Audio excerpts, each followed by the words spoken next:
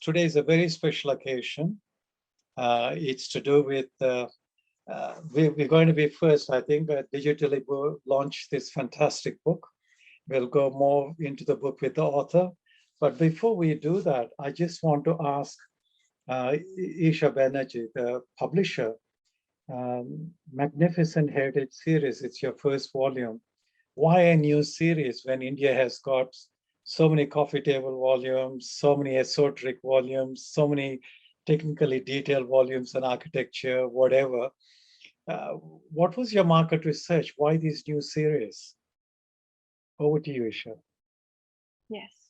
So Delhi, Agra, Fatehpur Sikri, it's the first in our new series called Magnificent Heritage Series. The next two are on Buddhist monuments and then temples of South India. So we've seen recently that there has been an upsurge in the number of books of narrative nonfiction.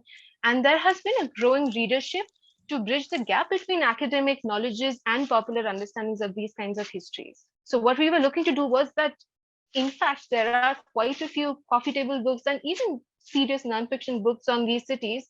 These are some of our best known historical cities. And there is no book that really bridges the gap between these academic knowledges and something that is accessible to the lay reader. So we wanted to bridge that gap and also create some understanding of this, what Shashank frequently refers to in his book as evidence-based history, where you want to bust these folklore. These cities have captured the popular imagination. There are movies about these cities. There is a lot of literature. There's fiction about it. But what you don't see often is understanding how they came to be, the evolution of these monuments, the evolution of these imperial cities, and what really went on. These cities saw battles. They saw a lot of influx of population. Then we saw the decline of these cities. Then we saw the advent of British colonialism and what happened to them afterwards. And then we saw what happened to them after independence, and then the present state of these monuments. So the idea was to create a bridge between the history from the last 500 to 800 years. And we knew Shashank, given his background, was the perfect person to bring us a really accessible way to get these histories and find it and make it accessible for lay readers. And as a general reader myself, I found it extremely accessible.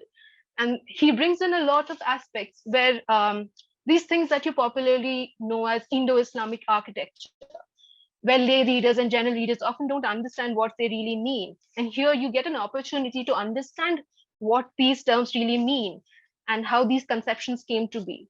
So yes, we are extremely proud and delighted that we started this series and really looking forward to the next two books. Hopefully once Shashank is able to travel more, since it undertakes a lot of research on his part. We're really looking forward to the next two as well. So yeah, Thanks, that's Isha. from me. It's really heartening to know that people are going for non-fiction books.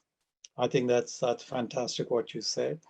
And the second thing is that, that bridging between the popular, but the popular can also be well researched, and which is what this volume is about.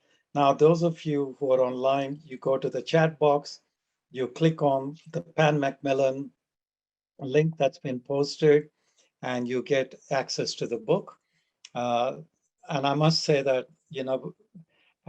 Isha, really congratulations for thinking about the readers, especially students, young scholars, because it's so fairly priced, because we can't afford in India a lot of international publications. So what's happened is there's this Anglo-American cultural reproduction, to recall Bourdieu, that there's a cultural reproduction. So people, academics in the Anglo-American world, tend to, have the advantage of access to the books, whereas in many countries of the South, and the majority of our audience for our webinars, spanning across 132 countries, are from the global South. So we have a reach in Africa. In fact, we're one of the most accessed webinars in Africa. We have access in Europe, Americas, Asia, and of course, Australia, where I come from. But Australians usually sleep at this time of the night and they listen to the recording. But this is really important. This is what India needs.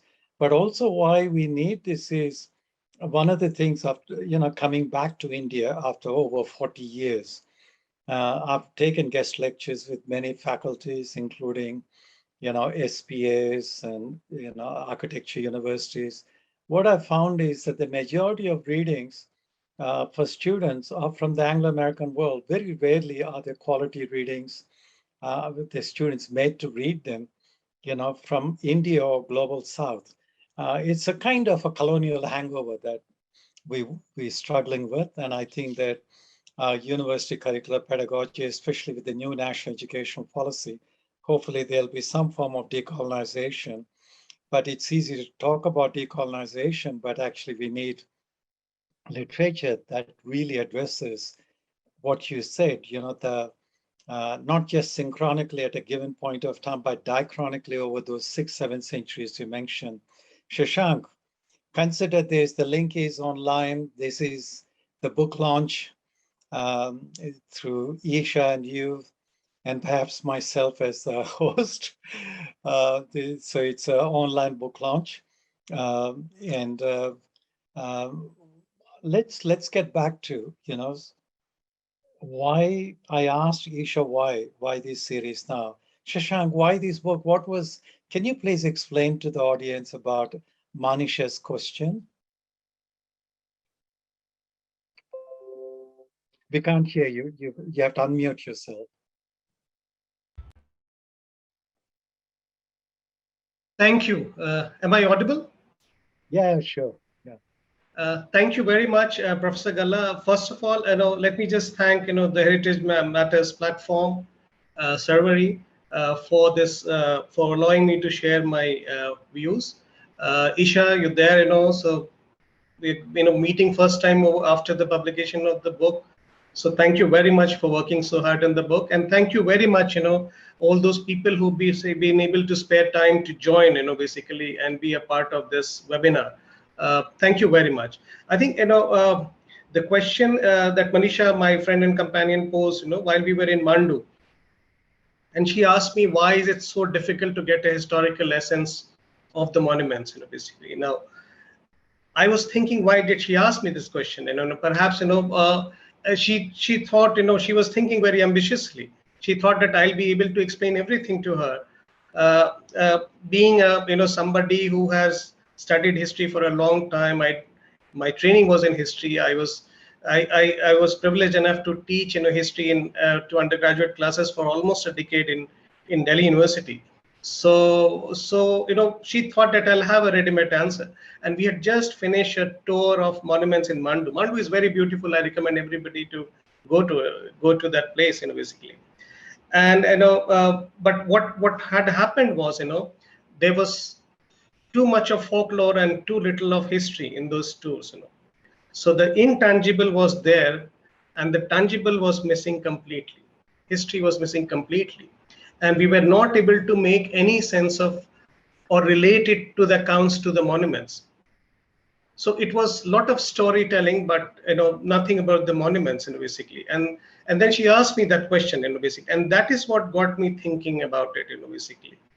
And then I keep visiting. I had been visiting monuments earlier as well, and they would always excite me, especially as my background was in history. And then later I started, reading books on that. It was almost like a challenge. I had just, almost, closed this question by saying that you have books on it, basically. But when I started researching, there were quite a few revelations to me, basically, especially as far as public consumption of historical knowledge is concerned. So I, broadly was looking at who are the people who visit monuments. Right, and this helped me correct some of those assumptions that people have about public. So I broadly classify them in 2 or 3 different categories. The first category is between the foreign tourists and the domestic tourists. So for the foreign tourists, whether they are familiar or not familiar, it somewhere gets into their idea of India. The picture of they are offered at the monuments. It is something like a slice of their idea of India, basically, right? And for the domestic tourists, I was broadly trying to categorize them in 2 different categories. One, who have some understanding of history, and others which who have little or no or no very little understanding of history basically. And in both these categories, for people who have little understanding of history, and when I say little understanding of history, they do not have a grounding, an advanced grounding in their discipline, but have read it at the school level.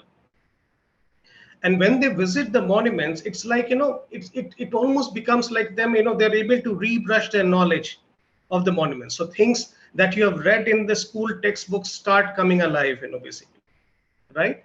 So you are at a very critical consumption. So what you do is, it's almost what the guide tells you is almost like a refresher course for you, right? Whether right or wrong, it's almost like a refresher. So you're able to rebrush your knowledge of history, basically. And then there is a third category of people who have a background in history or related disciplines, not necessarily history, could be archaeology, could be conservation, could be architecture. Monuments offer them as, a site to basically, connect the dots and plug the gaps in their understanding, right? And so I was thinking that, basically, and why are this, and when I was talking about the public understanding of history, I was thinking there are various different ways in people gather understanding of history. But why the monuments and museums are important is because you are, in the form of museums and monuments, you are face to face with, tangible objects. You are face to face with artifacts, you are face to face with buildings, you are face to face with, some image or something like that, right? So you're face to face with history. It comes closest to your idea of experiencing history. So, and that is something, and when I was thinking, basically that, not by way of, and I do not make this by way of any quantitative evidence, but generally I noticed that, more people visit monuments than museums, basically. So it was very, very important. These are very, very critical sites, that basically, and what they are told there is basically, is different, and I'll come to that in a while. But let me come to the second category. Now, I, for instance, had a background in history, but I know for sure that many of the universities do not have a very applied approach to teaching of history. So they are not always followed by field visits, basically.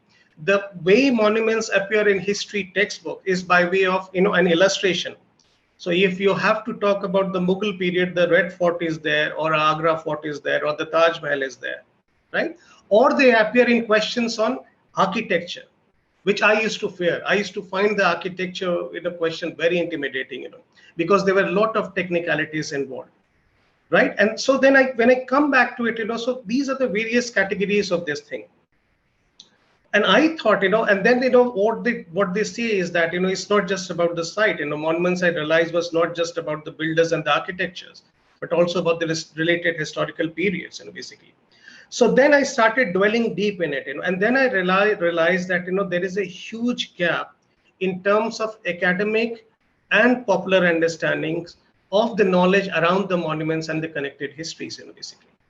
So there are two or three different. Yeah, Sorry. if I could interrupt you there, I'll come back to you. Earlier on, you said that you hear more about folklore, storytelling, and I'm glad you said folklore, because those of us who deal with intangible heritage, we use the word folklife for evidence-based quality, safeguarding and understanding of intangible heritage. Indeed, there's folklore and storytelling, but you're a brilliant storyteller. Your book, I mean, you tell stories, you bring monuments to life. So how do you bring this storytelling and serious scholarship together?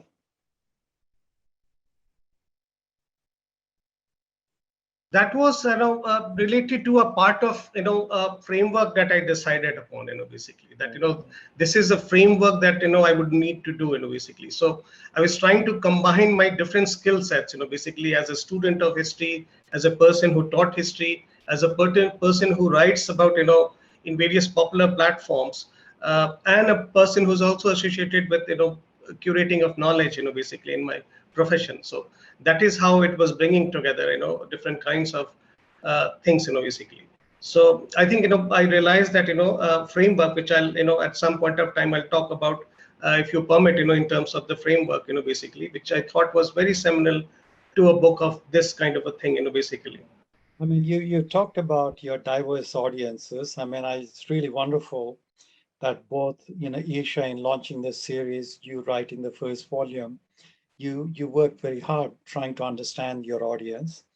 So Manisha's question might have been a turning point for you to think about multiple audiences, but bringing those audiences, like when you go to all these monuments and sites you refer to, you get a guidebook, right? Very boring guidebook. Very often people buy it because it becomes a souvenir more than anything else. But it doesn't give you quality information. And so how in trying to address multiple audiences in one volume, what kind of framework did you think about and how you thought about it? Because it's not easy. When I read the book, it seemed easy, but and then afterwards I realized it's so damn difficult to do this, but how did you do this? What was the framework? You're muted, Shashank. I looked at 2 or 3 different things, The first one was basically, trying to look at a conceptual framework, basically.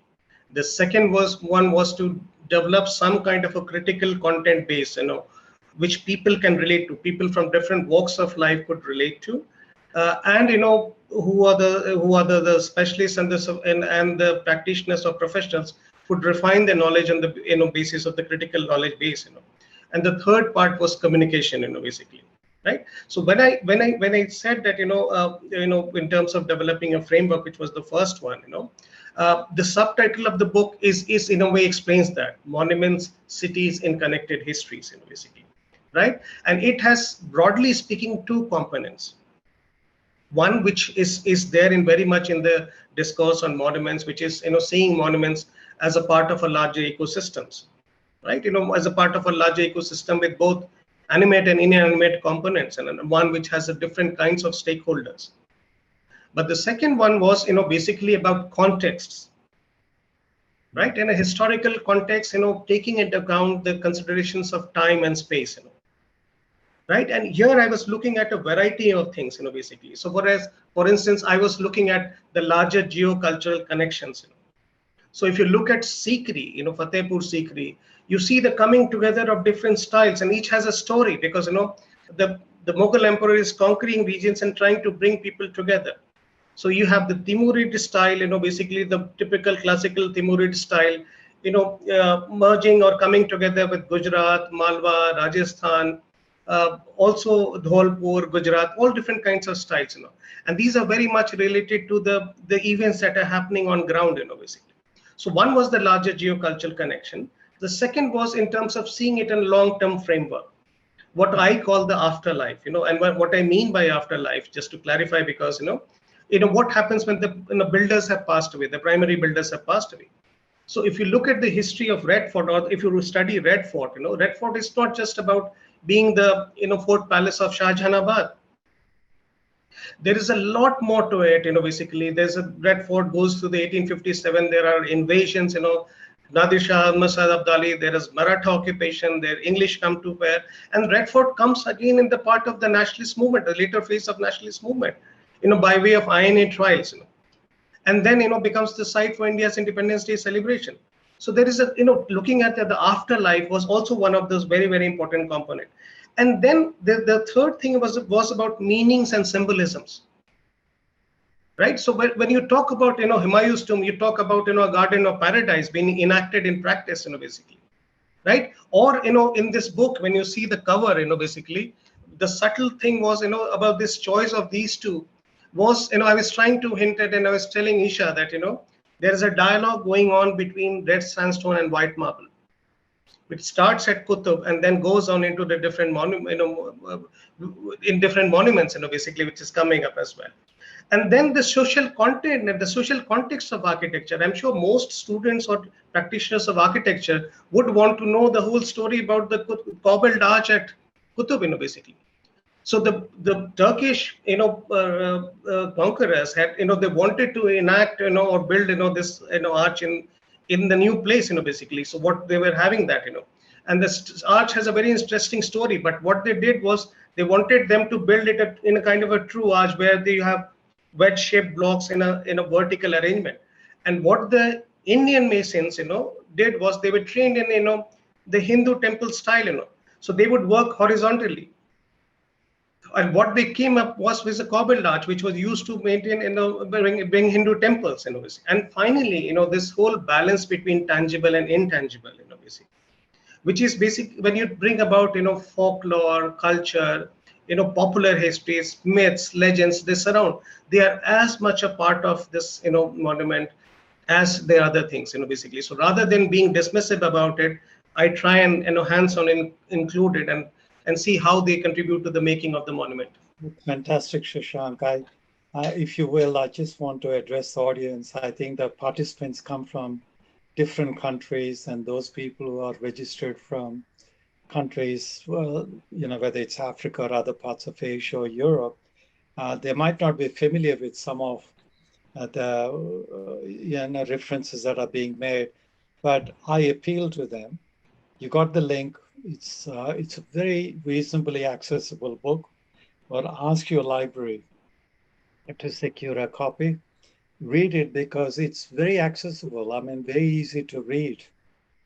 So I photographed some pages, sent them to my 11-year-old niece, and she came back to me with questions. And I was shocked how she could understand certain parts as an 11-year-old. So that's how well it is written. It's written for the specialists, but it's also written for the general public without being patronizing. Because we tend to, when we write something for the general public, we tend to be patronizing. It's not like that. It values all, you value all your audience. But Shashank, one of my early experiences, I'm going back to 1979. I was at Qutub Minar and with an Australian couple, and I was showing them around, and I nearly got beaten up by the local guides because they've distributed the whole guides territory. No outsiders are not allowed to come in. They sought to, Anglo-Australians and myself, a native, if you will, trying to steal their jobs. So they really got aggressive. One guy even pulled out a knife. Fortunately, the Australian couple came in between. But what they were saying, I said to them, okay, you take them around, I'll just follow you. A lot of cock and bull stories, it's, so India, we don't really have a national guide accreditation program like some countries do. Even Vietnam is implementing it now, not any form of accreditation, so yes, there's some exams, you sit once a year, you sort of memorize, but memorizing facts doesn't actually reanimate the monuments. And that's something that you do throughout the book is how to reanimate, monuments. And you very rightly say that you want people to get away from the site-centeredness, or, the kind of site-centeredness, edifice complex, as I call it, and try to connect. So in doing this, what was your focus group research? What was your first experience working with guides who are predominant in a lot of these sites? Have you guides at these sites that you've dealt with, 6 World Heritage sites, and so did you do any research with them? Oh yes, so when I was talking about this 2 or 3 different components of research, or reading material on the guide, on the monuments, one was basically I noticed that there are travel websites, which replicate the same set of material. So, with some modification or other, basically those who are more conscientious do a bit of modification, but the material you come across on travel websites are there. So a lot of people would read there. The second one was books, basically. So there are books, there are coffee table books, there are books on architecture, there are academic books, basically, but not too many books on monuments and the histories of monuments, basically. Also, they use a language which is not very accessible. And the third part, which was the dominant part, which I noticed in the cases involving formation of knowledge around the monuments, were the guides, basically. And I had one similar experience that you had, basically. So I'd taken a couple of my friends, basically. So when I started reading and became very excited, started explaining, I started participating in, so I was writing articles for popular platforms. So they would also expect me to do that. And on a couple of occasions, these were just a couple of friends, basically. In one case, some family members. And somebody came and said, you cannot do that. I says, why we cannot do that? Because you are not a certified guide, basically, right? You don't have a license to do that. I says, how does stop me from talking about it? Basically, I'm just talking in a close conversation. But the other part was very interesting.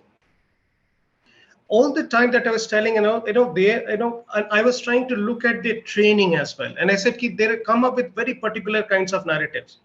So if it is about Taj, the narrative which becomes dominant is that, where the hands chopped off or things like that, basically, of the people who created the monument, the artists, the craftsmen and the artisans, or some things become very ascendant. There are some good guides in Taj particularly is more interesting because, it's a very well-known monument and you have some very good guides there. But otherwise, at other sites, there was a lot of focus on, folklore, a lot of focus on, presenting racy stories, And then I realized started going into the details of the training. And then, the idea was that, their primary thing was to provide an entertaining experience to the tourists. So the primary focus was there. And when I started getting into the details of it, I realized that, most of them get trained at tourism and travel management institutes. So they are not rigorously trained, or not trained, adequately in history, basically, right? Or by historians. And what they do is they present, their idea is to see that the clients are happy. But what they don't realize that in the process, consciously or unconsciously, do end up doing a lot of damage for the discipline of history or for the understanding of history, basically, right? So the whole idea of the balance between the tangible and the intangible gets majorly disturbed in the favor of that. And sometimes it takes precedence, which is what happened in Mandu as well. So the question comes, what experiences do they have? And I think if they're going to experience the monument, the site, the place, they need to have that kind of perspective. They don't need to be scholars, the guides or the visitors. They need to have some kind of an appreciation that's evidence-based.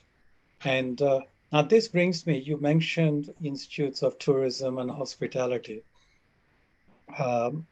Without mentioning a couple of major ones where I took guest lectures, on mainly focusing on Buddhism. It was quite, the feedback from the postgraduate students was, we need more of this, but they don't have faculty. These institutes don't have the faculty to deal with that. But I might extend that to, and I know I'm going to stir up a few people, that a lot of faculties of architecture and design also are guilty of the same thing. I've seen some major schools of architecture, they teach the students how to draw. By the 5th semester, they set them loose to go and draw. So I took studio work for 2 batches of architecture students. And in both, what I found is that they didn't actually even think of, when they're drawing a historical house, who actually is living there. Who lived there is one thing, but actually living there, not even asking them. The basic question of ethics, all these things were missing. And I think that, the way you have pulled together, that historical writing, heritage conservation together is really, significant, sort of in your book, in my opinion. And I think that we need more literature like this. But how did you, as a historian, I'm studied at Center for Historical Studies, JNU, and history background. I learned over the years working with monuments and sites. And how did you, as a historian, deal with this kind of space border, almost liminal between heritage conservation and the craft of historical writing. Because your book shows that you're able to bridge this, so beautifully. How did you do it? Because there are also some people who are students who are listening, research students, and they need to know how you actually develop your methodology to bring the two together, heritage conservation and the craft of historical writing. So two things, when I was talking about in one of the earlier questions, two things were important. One is that, the framework, which I already talked about, and two other things were, the content, critical content, base, that I was talking about, which could relate to the diverse stakeholders, basically, whether they are students or academicians or professionals or, knowledge seekers or communities associated with that. And have some kind of a critical knowledge base which could be refined for the purposes by the specialists and the professionals as well. I was looking at two or three things, basically. One is that evidence base was very, very important for me. So that the rigor of research should not get diluted at any cost. And I was looking at intersectionalities between disciplines, basically. So intersectionalities and interdisciplinary framework, basically. And I was also looking at layers and dimensions, if there are various ways to have a 360-degree view. To my mind, basically I was looking for some kind of a 360-degree view. Is it possible to have some kind of in terms of a critical knowledge base? And when I was trying to present them, I was keeping in mind, that, the communication is equally very, very important, So you have sophisticated research, as I say in my, in job related to publishing, is basically the content is as important as the organization of content, basically. So how you organize your content and how you position your content, basically. So I was, clear that I will position it in a very accessible language, basically. And then so very sophisticated and updated research being presented in a very accessible language. And to add to that and to complement and supplement the content, I was bringing in photos, I was bringing in images, I was bringing in folklore, legends, rather than being dismissive about them. On the contrary, my approach was, and this is very interesting aspect, I thought, which is very good for the guides, tourist guides as well. I thought the story about, the myths, how they tell the myths is very fascinating, basically. But I thought if we could, substitute it with how that myth came into being. So the story about how that myth came into being, how the Black Touch myth comes into being, for instance, basically. Right? So somebody writes about it, some other person comes, add a bit more to it, some other person draws a picture of this thing, then the other person starts rationalizing it. So how these myths or legends come into being, And finally, I tried to do some reader-friendly techniques, so a section called how to read the book, giving them options, basically. That you want an entry and exit option. And two is that there is a balance between, one of the things which was running in my mind is, while I'm trying to incite and provoke them by the trivia box, at the end of the chapter, I'm also saying that there are some key insights, basically.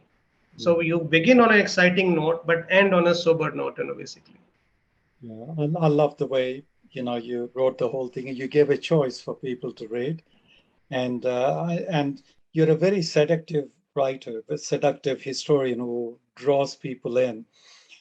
Because I loved reading as soon as I got the book.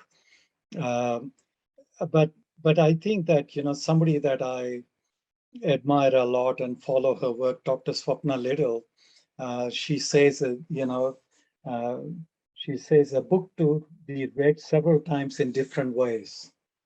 I think she absolutely, Dr. Swapna Little sums it up. It's a book that you need to read again and again in different ways. And because as you read, you experience, you literally experience the places.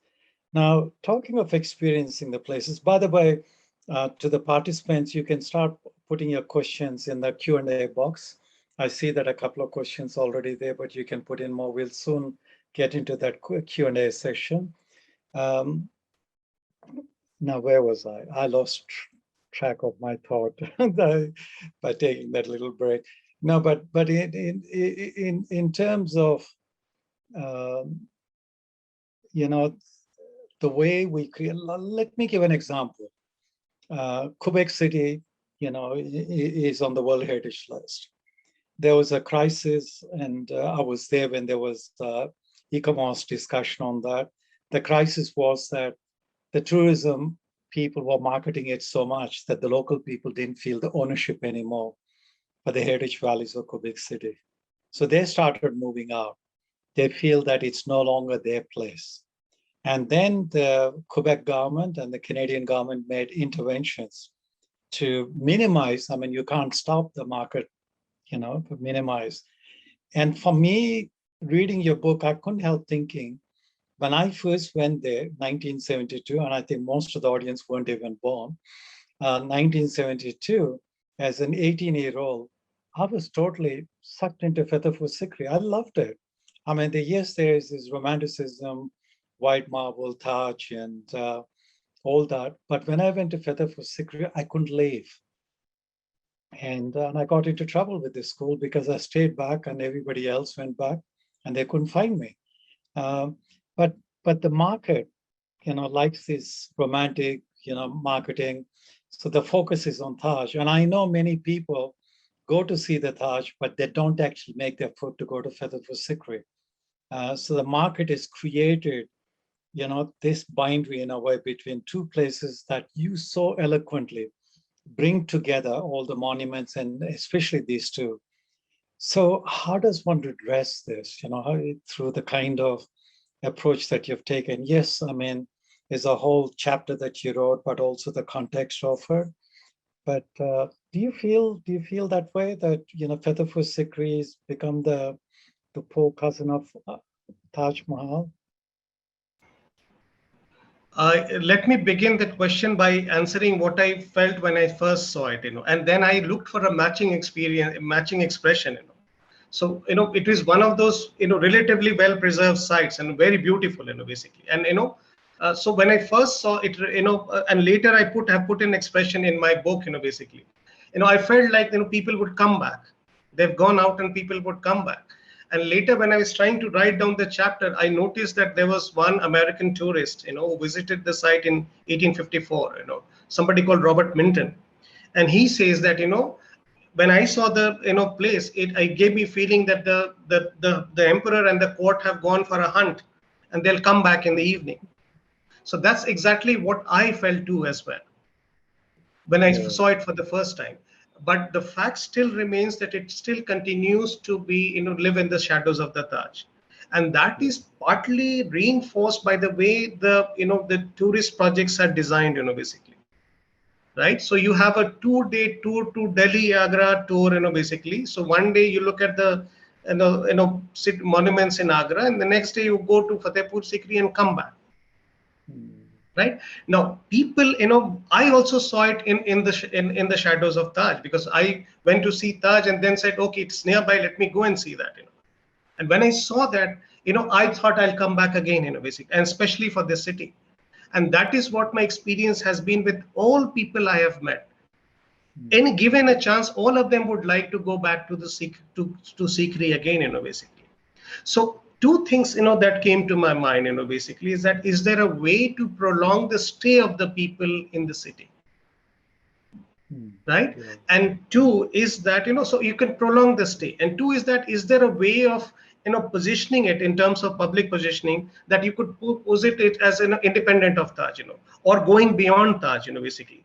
It's, hugely supplements, And there I saw that there are some, problems, which I noticed that, right. One was that,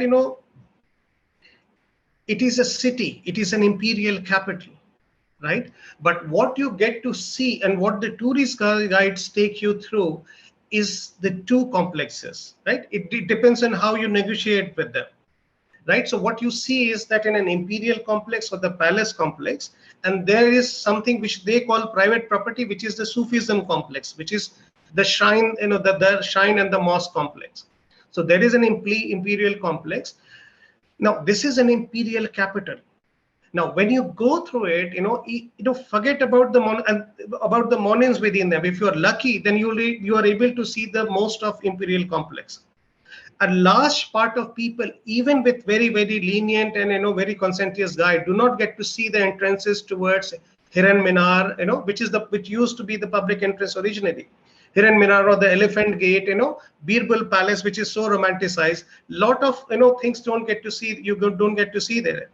Forget about the structures which are outside of the palace, which is the nobles' mansions. You have the waterworks. You have the hammams. You have the bureaucratic establishments. Lot of structures. You have gardens. You have old remnants of markets, basically.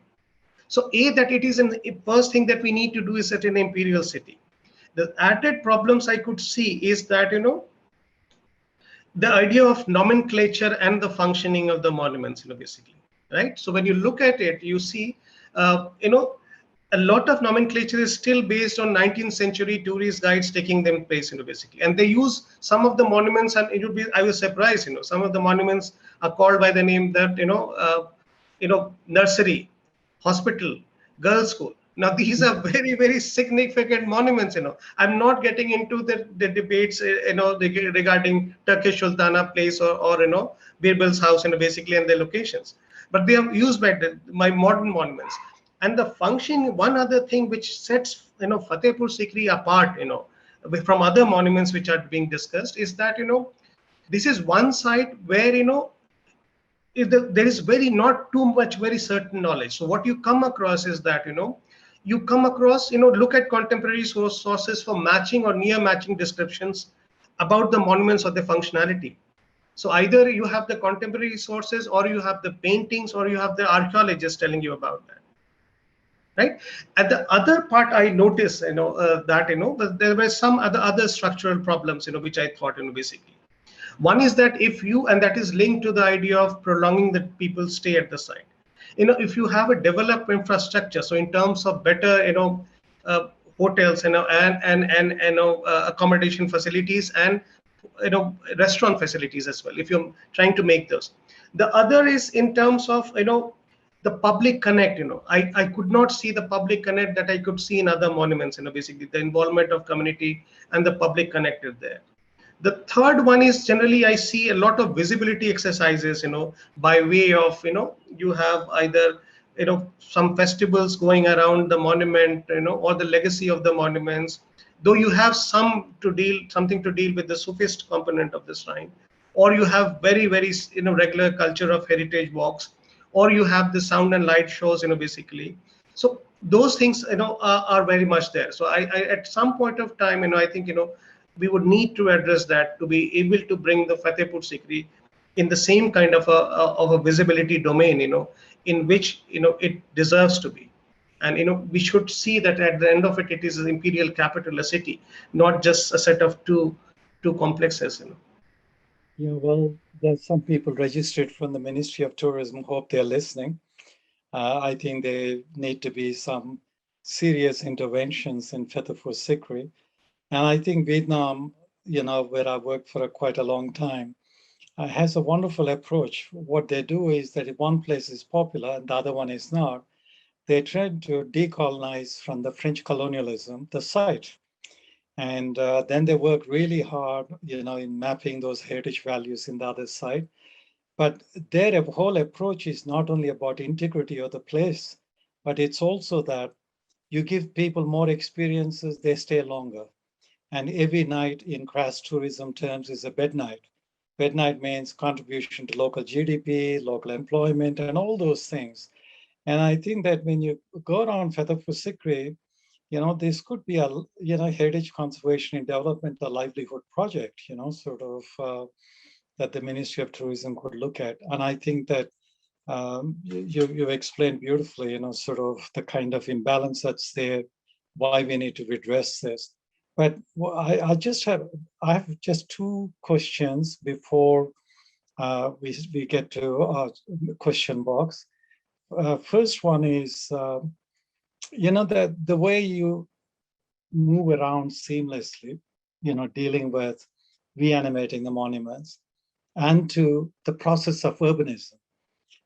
Like most other scholars and heritage conservation people, you don't think of the city as an artifact. You think of urbanism as a process. So I think Isha mentioned that in the introduction too, that the kind of diachronic historical perspective, the evolution. You play around the way you narrate, you play around, you move from place to place. Actually, you take us on a fascinating journey. And why is it such a big challenge in India to understand that urbanism is a process, that these places are living, things are changing. There is a whole context, as you talk about, the geopolitical as well as the socioeconomic context. Do you see changes happening in India? Because I see a poverty of scholarship in this area. Hopefully books like yours could address this. Well, why is it so difficult to think of the dynamic process of urbanism, even by our urban planners who seem to think synchronically at a given point of time?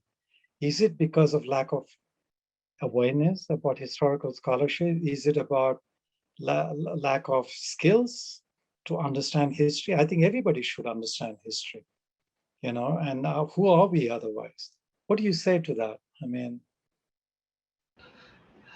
I think there are two very polarized views on that, which is why we have a problem. One is that nothing in front of there, or you shouldn't have anything in front of this. Basically, unfortunately, in practice, that has not happened. So whatever those that guidelines were, that you cannot have any constructions within certain distance of the monuments.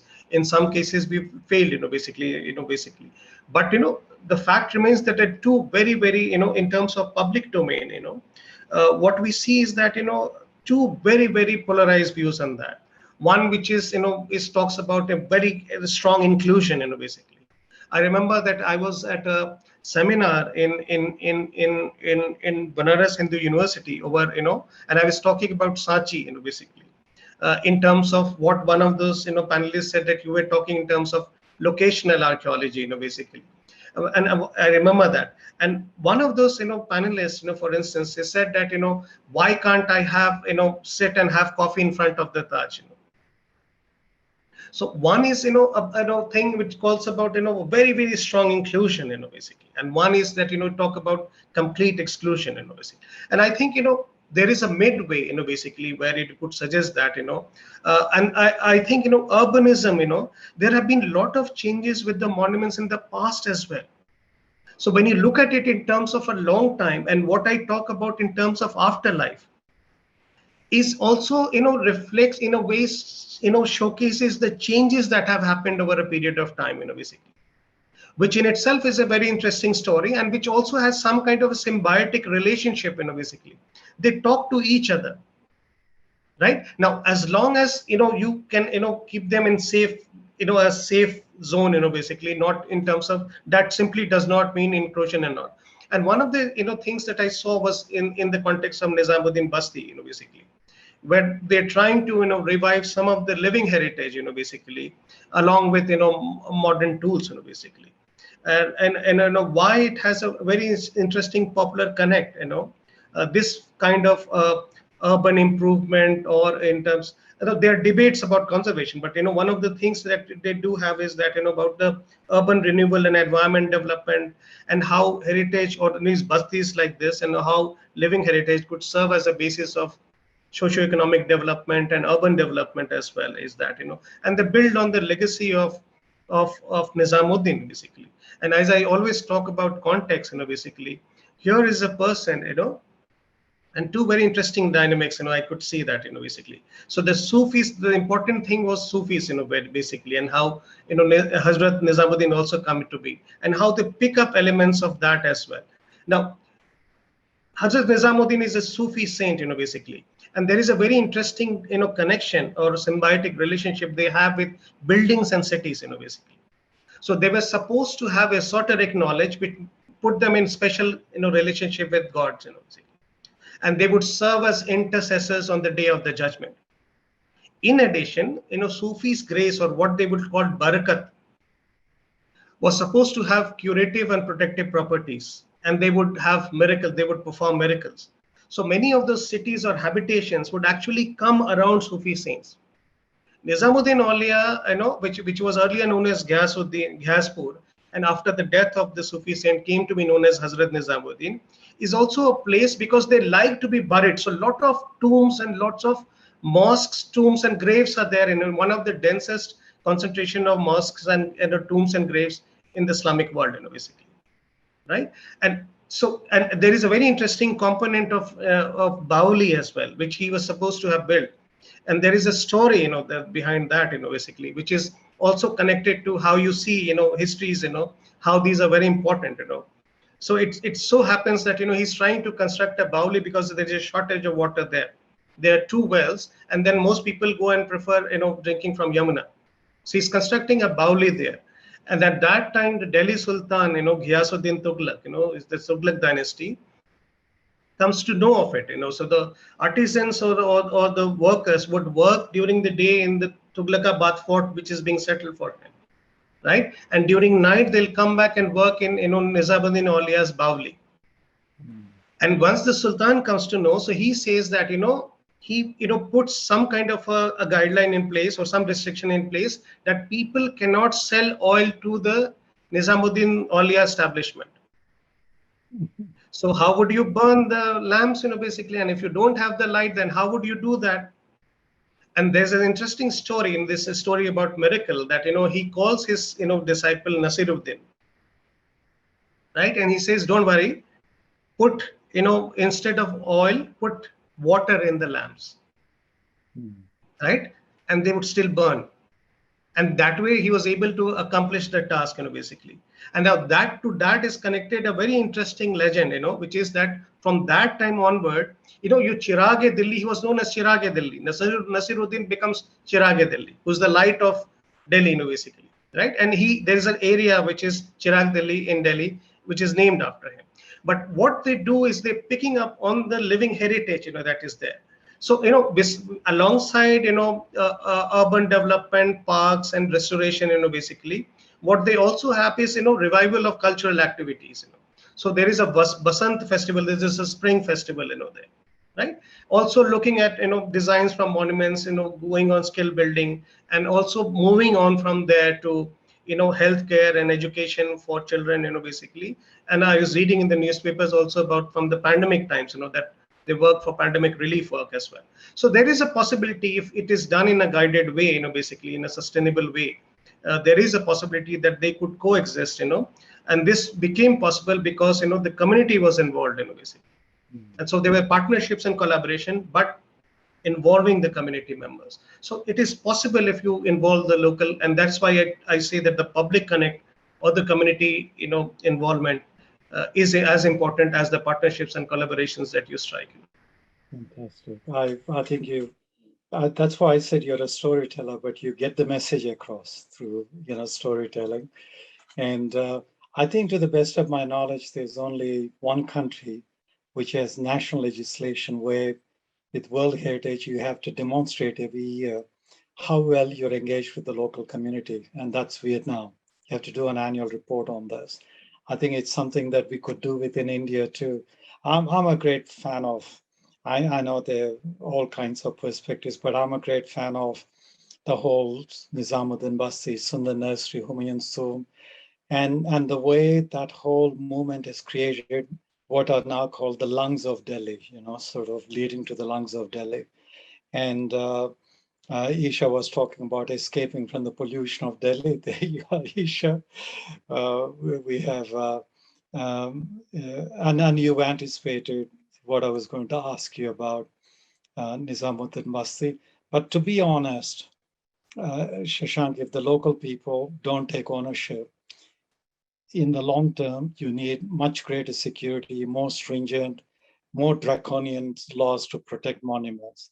The local people take ownership.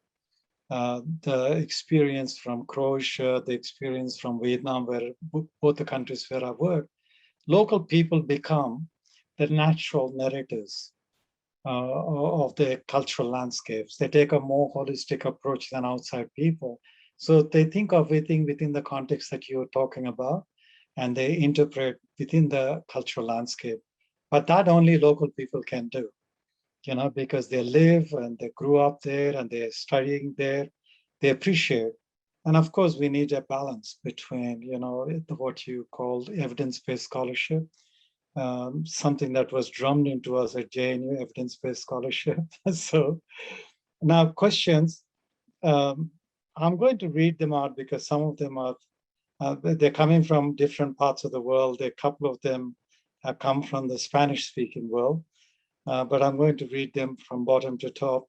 How can heritage contribute to development when institutions concerned with heritage and history, such as the museum, function within a globalized pattern and system of judging proper conservation, and at the same time define the episteme in which museums function? This is a very interesting question about the contradiction that's embedded in there. What is proper conservation? And just like in historical writing, we talk about multivocality, multiple interpretations. There is this there's one way of dealing with conservation. So do you want to address this question? Can you see the questions on your Q&A box? It's question number 6. I just read it out.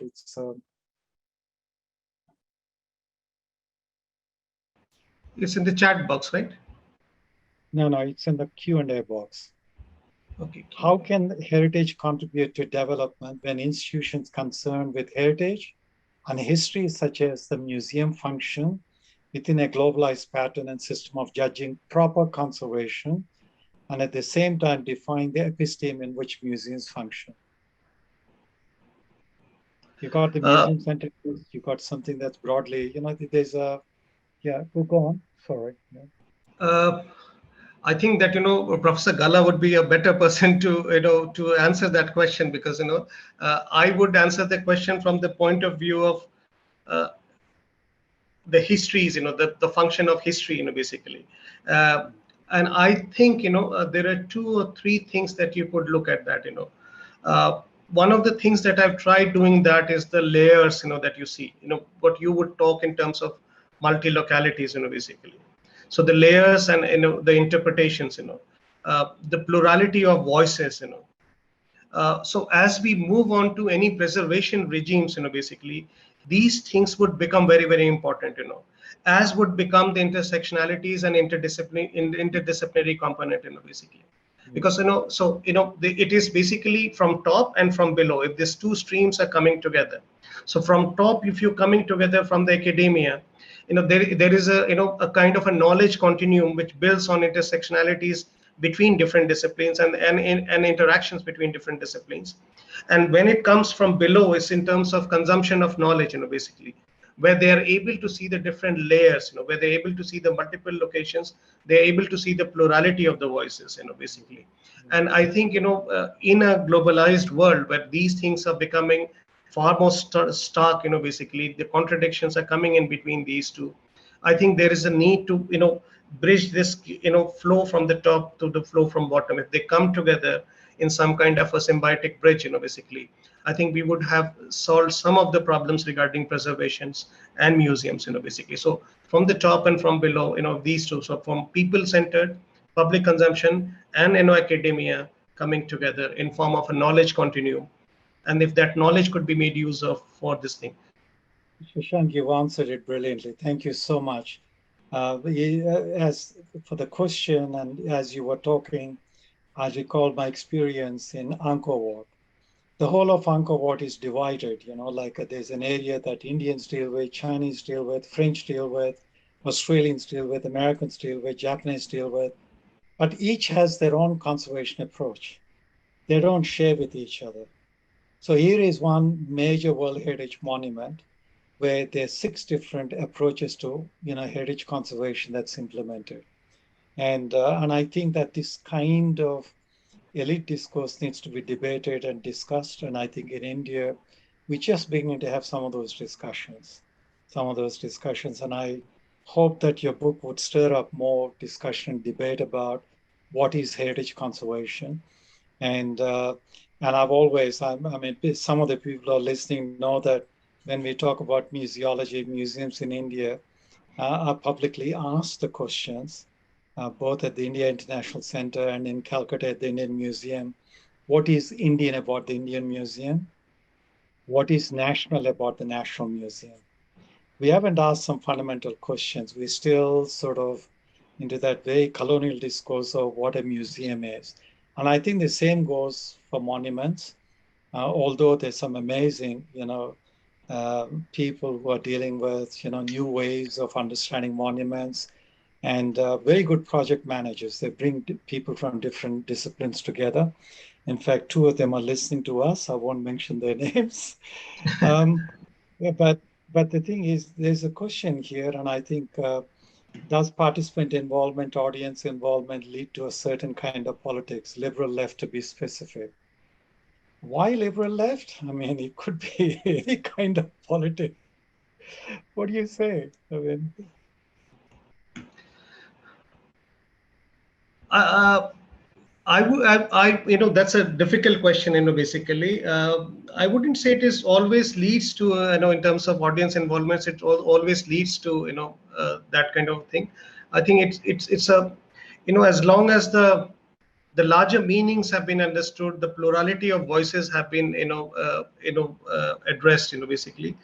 But it could be tricky depending on where is it coming from. It could be tricky. I understand that point that you're making, but I think that would not still stop me from saying involvement of the community. Basically, that would still because I think it has to be seen in a kind of a context. Basically. So the physical context is as important as the social or the cultural context. Basically, right? And when you look at that, so that is what and Professor Gala was very beautifully putting it as removing it, the side-centeredness need to just go away, basically, and a lot of other dynamics need to come in. So I think audience involvement would need to be a guided one, basically one which comes uh, you know uh, through knowledge, basically a common minimum knowledge, of the totality of the monument and the experiences around the monument. Uh, thanks, Shashank. I think given my age, I can say certain things and get away with it. One of the things in the last 6 to 7 years in India, I discovered coming back, everybody likes to talk about stakeholders. The moment you talk about community involvement, they talk about stakeholders. But almost every meeting that I've been to, the local community stakeholder is one person, and the primary stakeholders are seen as the district collector or the local, panchayat president and so on. I think the notion of stakeholder needs to be, debureaucratized in India. I think there's a sense of urgency for that. There's somebody asking a question and maybe a comment that given the geodiversity of the area that you dealt with and also the sourcing of the material, the heritage stones, as they're referred to here, um, do you see further amplification of some of the things that you're doing, but somebody else to follow up and look at, the sourcing, the quarrying, this, the heritage stones, where they come from, because they're tied up with craftsmanship, they're tied up with, like the craftsmen at Taj Mahal, for example, are known to have come from a particular village and its neighborhood in Rajasthan. So there's wider histories, like your book could open up, different pathways to further histories. Do you want to comment on that? uh, yeah, I think you know there are a lot of things to talk about, and this is what I mean by saying that multi-layered and a multi-dimensional analysis, basically. Since you talked about Taj Mahal and since you talked about crafts, basically, let me give an example of that. So the basic execution of Taj Mahal, the project that it was there, it was a very interesting combination of the spiritual and the material. Now, what do I mean by that? That's, Once you look at the people who visit Taj Mahal, once you enter the premises, that main gate, the courtyard, right? And then from there you have that great, the which is called the great gate, and from there you view the Taj, right? So there is a so from the moment you enter the courtyard and then through the great gate, and then you see the fourfold garden or the charbagh, and then you see the the monument, the Taj, and the and the guest house, Mehman Khana, and the mosque, that reflected the spiritual domain of that. What was supposed to be a garden on earth of Mumtaz Mahal, basically a paradise garden on earth, right? So that reflects in its spiritual component. And if you look back, if you, to your back, when you are entering the monument from the Great Gate side to your back, are the caravanserais, right? And the other two gates, and between the other two gates to your left and to your right, these were bazaars, basically.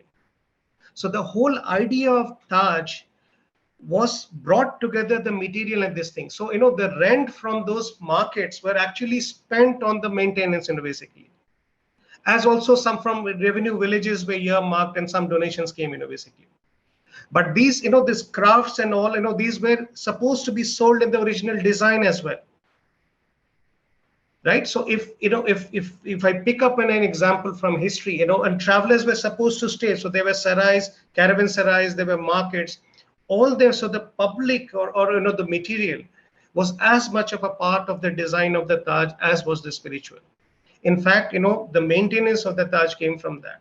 And they could coexist for a very long time. They still continue to coexist. Many of the sarais still exist there. Many of the markets, still exist there in different modified forms, basically.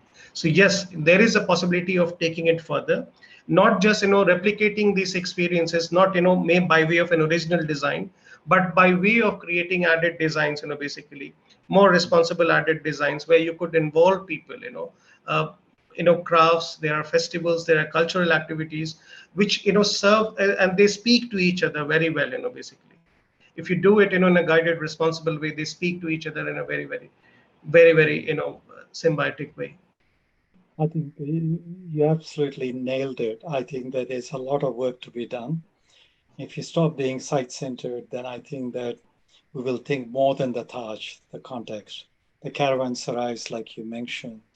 And this is what I loved about Isfahan, which is also a World Heritage Site in Iran, is that the caravanserais are actually, some of them are conserved, others are restored, and they use them in different ways. I hate using the word adaptive reuse because it's got a particular meaning, but they use them, but they do based on a lot of evidence-based research, how they use them. And I think that those possibilities are there in Agra too. And that kind of spiritual wow moment when you go through the gate that you referred to, um, you find something very different when you go to Fatehpur Sikri and you suddenly see Salim Chisti's tomb. It's more not wow, but more like, very deeply soothing kind of, you're drawn to it. You're drawn to it because of the contrast in stone and structure and everything. And so I'm glad you brought in the spiritual side. I think that I'm not talking about religious, I'm talking about spiritual. I think the spiritual dimension is really important. There are some other questions, but a lot of them don't necessarily deal with. I mean, there's one a Spanish colleague has asked, Sabeda, she's saying that the kind of approaches that you've taken, can they be used for industrial heritage? And so, well, why not, right? And because industry. I won't be the right person to speak on it, basically, but I think, in some form you could explore with the possibilities, basically, in terms of the framework that I talked about, but, I wouldn't be speaking with confidence on this, or this is certainly not, would not come under my area expertise, but it could, this could apply to larger habitation patterns and occupational patterns as well, this kind of an approach, kind of a multi-pronged approach, which takes into account a lot of things, alongside evidence-based approach. Thanks, Shashank. I mean, talking of industrial heritage, for the sake of our Spanish colleague, but also my own first-hand experience was in 1999, Darjeeling Himalayan Railway was inscribed on the World Heritage List in Marrakesh. But there was civil strife in Darjeeling, So I was asked from Australia, sponsored by the Australian National University. I came and worked on that initial get together. eminent people like Dr. O.P. Agrawal, knowing how difficult it is, they offered their services. They came at their own cost to help. So for the 83 kilometers, from Siliguri to all the way to Goom and down to Darjeeling, I brought in, the 476 workers, fitters, painters, cleaners, together into Sterling resorts. And the money came from UNESCO World Heritage Fund. So I had that freedom. And I was questioned, why are you wasting money on these people? And so I said, okay, let's have, when we have the opening. So during the opening, all I did was something very simple. I went to the National Archives in Delhi before going to Darjeeling. I made some overhead trannies, sort of like those days, that's what we used. We didn't have PowerPoints and everything. We did in a way, but not as effective. So I put an overhead tranny and I said, does anybody recognize this man in this image? Half a dozen people put their hands up. And they said, oh, that's our great grandfather, or that's our grandfather. So I used 7 trannies, at the end of which I packed my bag and I said, okay, I'm going. They said, what do you mean you're going? I said, well, go and burn it down. You think the British actually turned over the bricks and mortar? It's your grandparents, your great grandparents who actually built Darjeeling Mal Railway. You want to destroy it? Go and do it. Because of the civil strife. That's how we brought people together, established the conservation unit in Kusyong, and whoever is the expert who said buffer zone is 2 feet on each side of the track, we discarded it and set the whole of Darjeeling Valley. Oh. And we actually argued for drafting a conservation plan. And I think that industrial heritage in India, like modern heritage, is still very poorly understood, respected and conserved. And we know what happened in Pragati Maidan. And Absolutely. and I think that the answer to this question is what you enunciated in the book. And I very strongly recommend to people to get the book, look at the methodology, the framework. It can be extended, customized, adapted to other contexts. Um, then there's an interesting question. There are stories, right? There's what I earlier on I said, sometimes cock and bull stories. But how do you extricate history from such narratives? And you've done this. So how do you sift? What kind of sieve of your methodology as a historian do you put it through? How did you do it in your book? Because when I read it, I was carefully looking to see, is there any way storytelling has been liberally used? The answer is no. You're extremely careful. Yeah. I'll tell you about this, and thank you for this question. And because one of the things I was very, very particular about is that uh, when I was trying to visualize this book and trying to plan the content, one of the things which was very, very clear to me that people would like to hear about the stories, and people would like to hear about those legends. Basically, I'll give you one example, and through that perhaps like to talk about that. So whether you'd like to hear about serious things about Taj or not, basically how the architecture is done, but there are a couple of things that you want to hear about, right? So everybody has this question to the guide that was there a black Taj Mahal? And this is the story which I'll use this as an example to talk about how I maintain this, basically this gap between the research part, evidence-based research, and the storytelling part. So I thought that it is important to keep that in your narrative, because that is what excites people. That's what it becomes their entry point or windows or frames into the lives of the monument, right? So rather than being dismissive about it, I started looking at how this story came into being, right? And I'll take just 1 minute to narrate the story, basically. So there's this traveler called Tavernier, who comes and who is visiting around the same time when and visited Agra twice, about that. And he came up with this theory that there was a plan to build a black Taj Mahal, right? So Taj Mahal is located on the banks of Yamuna, It's white marble. And he said there was a plan to make another Taj Mahal on the other bank of Yamuna. Right? And this is like, Shah Jahan, who made the Taj Mahal in his wife's name, wanted to make it his own mausoleum. Right? So that is part one of that. And this, and he said that he had to abandon the plans because his sons opposed the plan. And after Shah Jahan's death, it comes into it is abandoned. The plan is abandoned.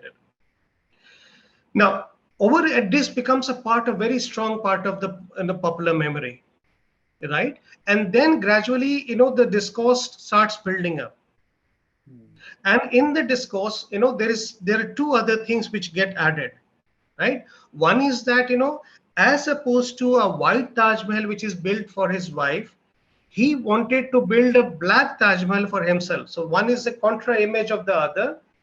And then this other thing gets added, and I saw it in one of the books published back. There is also a diagrammatic representation that these two were to be supposed to be linked by a bridge, basically. Right? And William Sleeman, another British officer and who is known for his work on Thuggees in India, when he visits in around mid 19th century, he also talks about that these two monuments, these two mausoleums, a white Taj Mahal for his wife and a black Taj Mahal for himself, the emperor, were united by a bridge. So the bridge also comes into being, right? And then he says that, because he always thought that, the architect was someone else, a French called Austin de Bordeaux. So he says because Austin de Bordeaux, who designed the Taj Mahal, also died in the meantime. So the architect is no longer there, so it has to be. So one part, how this myth making starts coming into, how this story starts coming into play. This became so much a part of the public domain that, the Archaeological Survey of India, resorted to excavations, And in 1990s, they had excavations. And what they discovered, what they were looking for, is there an evidence for a black Taj Mahal? And one of the other things which had come, which necessitated these expeditions, there was a discourse which was saying that the only thing which is asymmetrical in the Taj Mahal is the positioning of the graves. So because it was built for Mumtaz Mahal, the emperor's wife, the grave had to be in the center. And there is, in fact, I was in a television show which had a documentary on Taj Mahal, and there was a panelist who also said that he's the author of Black Taj Mahal. So he also says that there is the only asymmetry. So that was an afterthought, right? Initially there was a plan, and since the plan did not happen, so the grave had to be, the second cenotaph had to be placed in an irregular way, in an asymmetric way. Now, when the ASI, dug these things, the excavations were conducted, what it revealed was the evidence of a very well-planned fourfold garden, right? So what you see now, and when you look at, when you see it and try to fit in this story with the overall design of the Taj Mahal, so the design that appears to you, that Taj Mahal or the mausoleum was in between two charbags, right? So there is one charbagh on the front side, which the people, would like to view. And there's another charbagh on the other side of the river, right? And when you would see the image of the Taj Mahal, the shadow on this in the waters, it gave you a very surreal experience, basically. So it stood like a ordered universe or a paradise idol united by two charbaghs. Right? So there is a historical side to it, and there's a story side to it. How do they come together? So I'm not being dismissive about the story, but this story, how this story looks at it, and how this come into being, so that, so that is the history and the story part, go together without, getting into, encroaching into each other. Go together. That's really important. How, we need to hear multiple interpretations, whether they're evidence-based, or whether they're based on myth-making. I mean, you just as you were talking, you reminded me of Didi Kosambi and his work on myth-making, sort of, I'm giving you away my age, I belong to the days of Didi Kosambi. But I think that there some of the comments and questions which we won't get into, but basically people feel decolonization is still a rhetoric, and what is the reality? Is it only limited to conservation and restoration? Some very like cleaning and restitution. These are the terms that are used. But we'll leave them for the time being. And I think we got another 4 minutes, and there are lots of questions that are also coming up personally to me on my WhatsApp. We can't answer all the questions.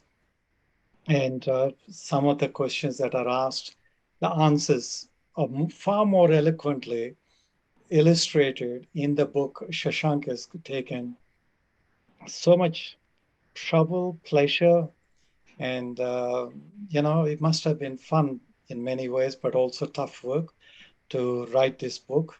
And I hope that you'll keep on doing this. I know your next book is on Buddhist monuments. And you know that I have a difficulty with calling things Buddhist, Hindu, and Muslim, following that J.S. Mill categorization. But I know that you're very much into decoloniality. So how you actually rethink is going to be very, very important. And I think that that seminar that you gave at BHU, there are two academics who attended that webinar. They wrote to me yesterday about attending that webinar and on their own perspectives. One is an art historian. The other one is teaches tourism management. And their understanding of the situation you just mentioned a while ago. So there'll always be different people with different perspectives. And this is where I think in teaching too, what you so eloquently illustrate is practice-based approach. You're actually practicing the craft of the historian, working with heritage conservation. It's public history. That's what you're dealing with. Unfortunately, public history is hardly taught in India. You go to Australia, I'm referring to Australia because I'm an Australian. There are at least 16 public history programs in Australia. And there's a national association. There's very strong emphasis on that. And I think that we need to, hopefully your book would actually promote more discussion and more approaches to public history writing in this country. So thank you, Shashank, for leading the way. And you do belong to the next generation compared to me, so I'm really proud of you.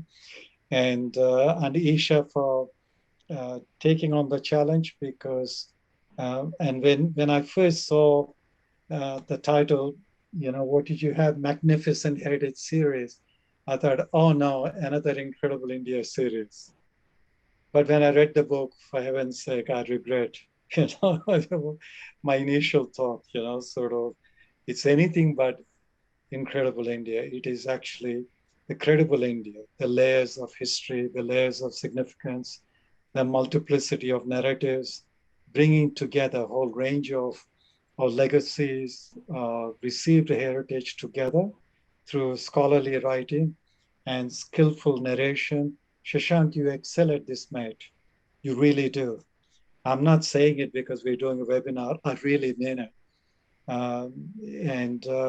So consider this as a book launch. This whole webinar will go online and it'll get circulated extensively. And it'll be very useful because usually when we do a book review, it's locked up in a journal or somewhere. But this is open to anybody who wants to read. So they can buy your book and they can read. They can listen. Or they can listen and they can buy the book. Either way, they can do it. But congratulations. You got at least, I know you got several fans because I've been getting emails and some people already ordered the books since the start of this webinar. So congratulations and thank you very much, Shashank, and thank you, Isha, and thank you, Sharvari, for being at the back and helping us all to connect. And thanks to Anant National University for generously supporting the Heritage Matters webinar series. And but when people ask me, what do you do as the UNESCO chair? This is what I do. Open-ended discussion and discursive encounters. That's what is needed, because the UNESCO chair is not tied up with compliance. As you know, there's no compliance for me. And so I'm free. It's an open-ended intellectual discussion debate, and you've enriched it so much, Shashank. Thank you very much. I really appreciate it. I think Thank you. that, And can I have 30 seconds, Professor Gala? sure, sure. Yeah. I just want to thank you and thank the people for the questions, basically, because this whole exercise was, my book was also supposed to be, having multiple layers and multiple dimensions, and the questions open up that possibility, that layers and dimensions. So there'll be many more layers which I may not have been able to uncover, and I may not have been able to answer those questions, but even I'm excited to look at those layers in the next set of projects. So thank you very much for those questions indeed. You're very humble, Shashank. That's something missing in present day, sort of academia, humility. But I have, as the host, I will have the final question. So Manisha's question, is Manisha happy with reading the book? Yeah, she's happy. She's happy. She is happy with the book. She said that because she's herself. She's got very motivated. She's herself working these days on monuments as well. She says about how you construct histories around these things. So she's happy, and I can say not for the part that I've stayed working on my desk, but on the other side of it. Yeah, but that's good. I hope Manisha doesn't stop asking you questions. And I hope she actually joins in, because there's a whole different conversation that we will have another time on the question of gender, Yeah. how it is embedded in the monuments and the World Heritage Sites. But that's a whole different discussion. But we'll come to that. We'll come to that. Thanks. Thank you. Is Manisha listening? Is she registered? She would be, I think, listening from a different thing, basically. Thank you, Manisha, for asking the question. Thanks to you. We are privileged to read a book, privileged to listen to this amazing, scholar, historian, um, that is so humble. So I wish you all the best. Manisha, don't stop asking questions, please. Bye-bye. Thank you. Ciao. Ciao, everyone. Thanks, everyone, all the participants, for being with us right till the end.